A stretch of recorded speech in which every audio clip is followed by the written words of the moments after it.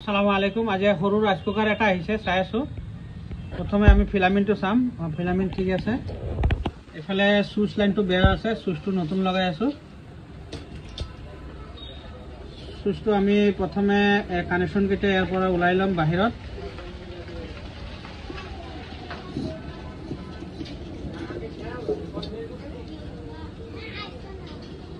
চুইচকেইটা আপোনাৰ ইয়াৰ সৰু ৰাইচ কুকাৰৰ যে চুইচকেইটা থাকে আপোনালোকে ইয়াত আহিলে পাব।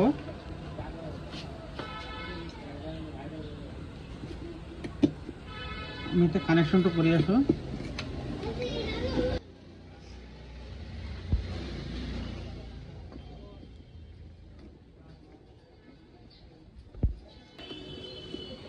ৱায়াৰকেইটা ইমান চুটি দিলে লগোৱা বহুত অসুবিধা হৈ আছে।